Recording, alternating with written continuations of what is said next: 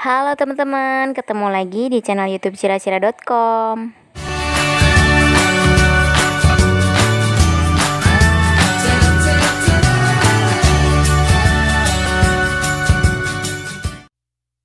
Nah, di video kali ini saya akan berbagi tips membuat kecambah atau tauge dengan menggunakan botol bekas ya teman-teman. Nah, sebelumnya jangan lupa subscribe channel YouTube ciracira.com ya teman-teman, dan tekan loncengnya biar nggak ketinggalan video yang kita upload. Oke, di sini saya sudah siapkan kacang hijau sebanyak 250 gram dan 2 botol bekas yang ukurannya berbeda ya teman-teman. Pertama, kita bersihkan kacang hijau dari kotoran-kotorannya terlebih dahulu sampai dia benar-benar bersih ya teman-teman. Di sini saya melakukan beberapa tahap pencucian sampai kacang hijau ini benar-benar bersih.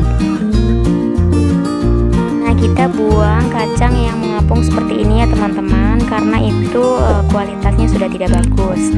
Nah, kita ulangi beberapa kali sampai benar-benar bersih dan sudah tidak ada kacang yang mengapung lagi ya.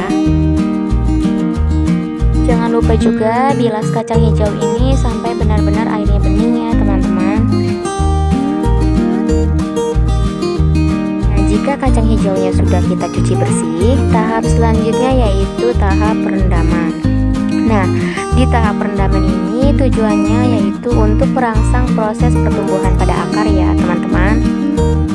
Karena butuh waktu beberapa hari agar kacang hijau ini menjadi kecambah atau tauge ya. Nah, ini masih ada beberapa yang mengapung ya teman-teman. Kita terus ulangi pencucian ini sampai benar-benar tidak ada yang mengapung lagi. Nah, saya ingatkan lagi buat teman-teman yang belum subscribe channel YouTube ciracira.com, buruan subscribe ya, karena subscribe itu gratis.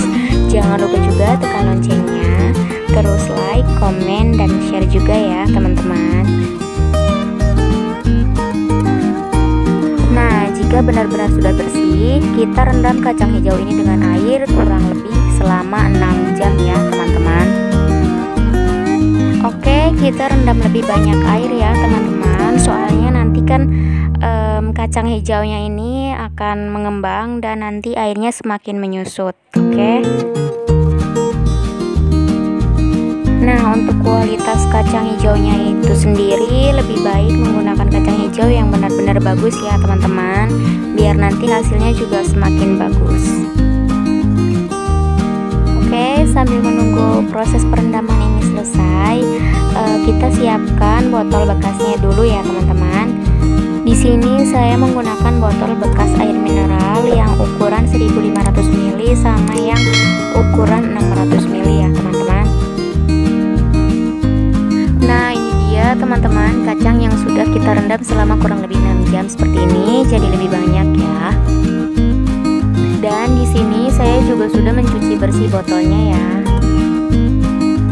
Nah, langkah selanjutnya saya akan lubangi botol dengan menggunakan paku yang saya bakar. Kemudian nanti saya tusukkan ke dalam botol.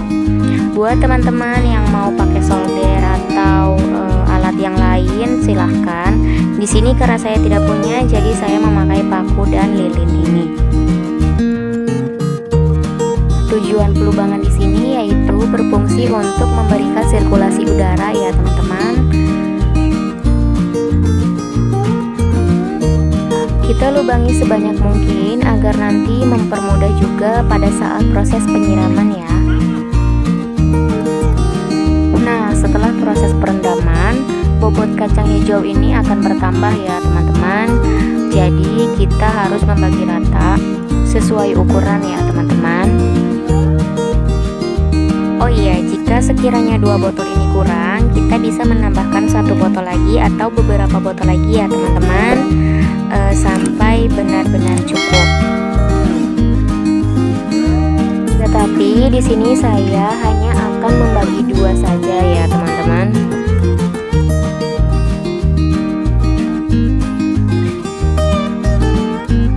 Nah, ini dia ya teman-teman, sudah selesai, sudah saya bagi 2 pula.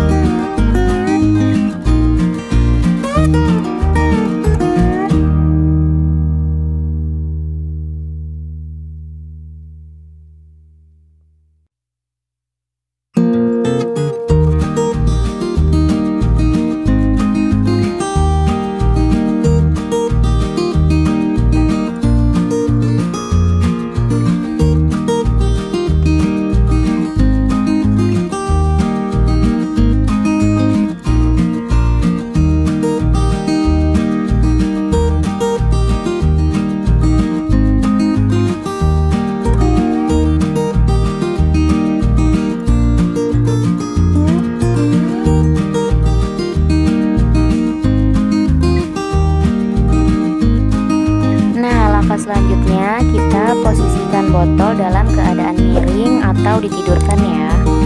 Nah seperti ini. Dan kita ratakan kacang hijaunya ya teman-teman. Nah seperti ini. Lalu kita sungkup dengan menggunakan plastik hitam ya. Nah seperti ini.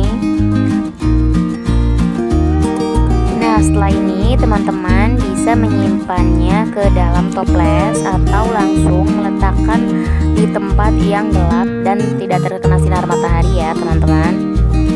Nah di sini saya menggunakan kardus untuk media penyimpanannya ya teman-teman. Nah kita posisikan seperti ini, kemudian kita tutup kardusnya.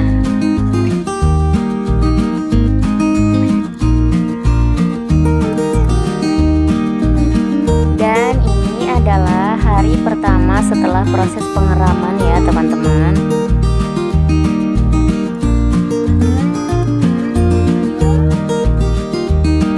Nah ini dia teman-teman, hasilnya sudah ada sudah tumbuh akar pendeknya ya teman-teman.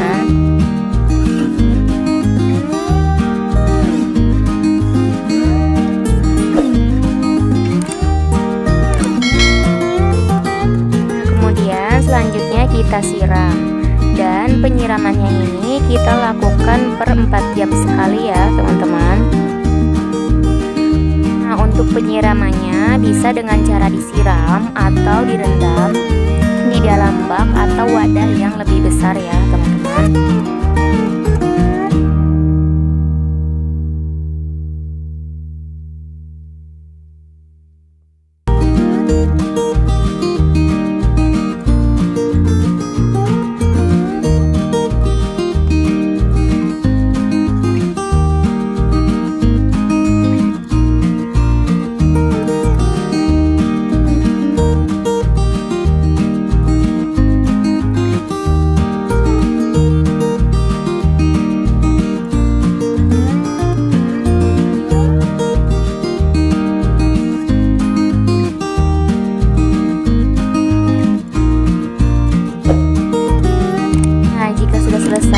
Kita letakkan kembali seperti semula ya teman-teman.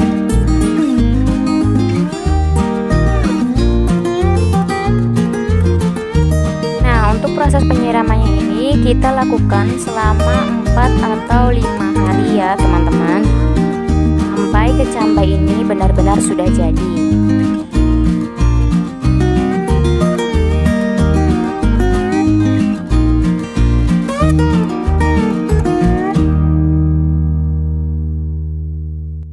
Nah ini dia teman-teman, hari kelima kita sudah menyiram.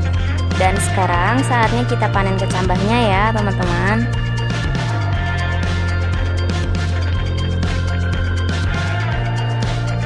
Dan hasilnya seperti ini.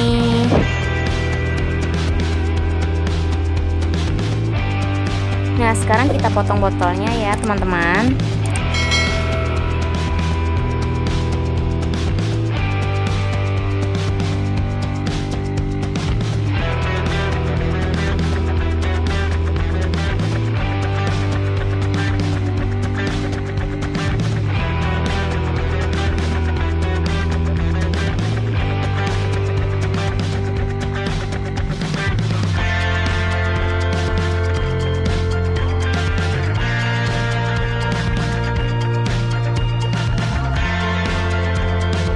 Nah ini dia teman-teman hasilnya.